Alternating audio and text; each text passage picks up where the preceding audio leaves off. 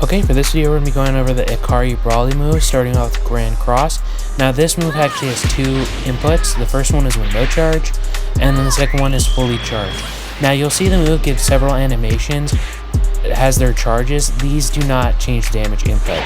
The first one does about 4,500k, and the second one does about 5,300. As you can see, after firing the first move, you can actually usually combo off this move, but it's kind of size dependent. As you can see with my character, I'm missing a lot of the combos, and this is offline in training. This has nothing to do with delay, as you'll see later on. After a knockback and firing the move, I'll come too late and he will recover fully. Now, you can actually use this move on maps that have a floor, and as you see right here, you can actually combo off of it that way with no charge. The move will always land, it'll hit them with both parts hitting them, and you'll be able to continue your combo. That's what this move is mainly used for, is you can use it as a combo extender. If you use it as the first part or a second part, you can shoot, hit them, and the second part will knock them back up into a tailspin, and you can continue your combo. Now, the fully charged version, it actually takes a bit too long for this method. However, it can actually hit them off of their recovery, but that's not going to be continuing the combo, as the combo marker will then disappear, and as you can see right there, it can sometimes just completely miss. Now, I should know with the second one, its notification for that the move is fully charged is that the green ball in front of you becomes bigger, and then afterwards it does take a little bit of a second delay if you keep holding it down. So as soon as you notice that the green ball is at its full size, you can just let go. You don't have to continue to hold down the button. Now, as I mentioned, you can use this move as an extension to combos. I'm using Gravity Impact, another green move. If you're trying to make a green move set, that's just something you can make note of. But if you use Gravity Impact, you can follow it up with another Grand Cross, and both parts of the move will hit. With that being said, though, if you use Gravity Impact and you fully charge the move, it will not hit. Now, the second part can sometimes hit them, but that's because the character is stationary. So once the move misses, he will remain still, and if he hits the end of a wall, the fully charged move will blow up and turn into a cross and then hit. That's the only reason why it's hitting. So again, the fully charged version, in my opinion, isn't really that good. I don't know what purpose they gave for it to be that long on a charge, but yes. Now, I've been mentioning that both parts will hit, but I haven't really gone over that. When Grand Cross explodes, it does another hit. So not only is the ball a hit, with it being a one-hit move, but so is the second part, where that explodes into a cross.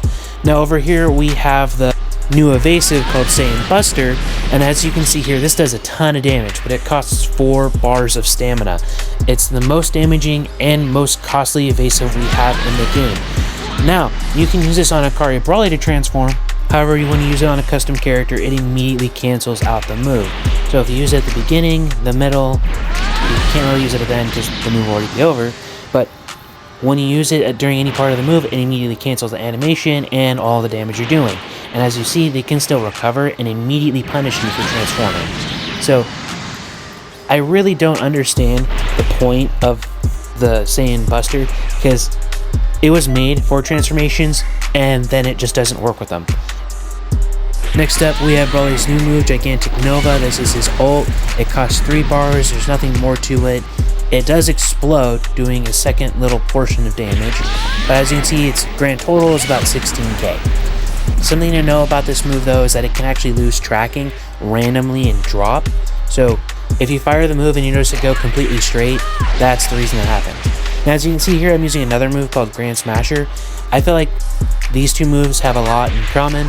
One, they're both green balls, and 2, they both counter limit bursts. I will give that to Gigantic Nova.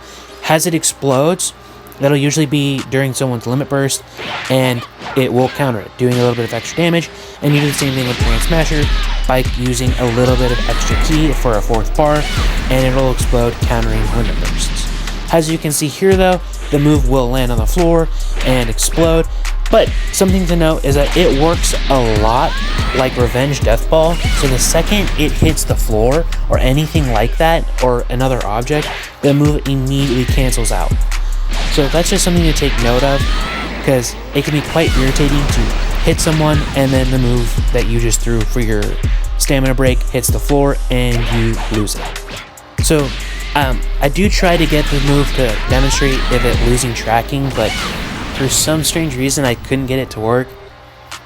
You'll see this happen a lot more online than offline, where the move loses tracking, but I do get it to show a few times of it working like Revenge Death Ball, where it'll either hit the stadium first or hit the floor first, and it just misses. Now right there, that was just because of his stamina returned way too fast and the move didn't hit because he recovered.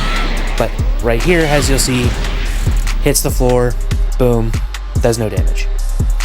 Thanks for watching.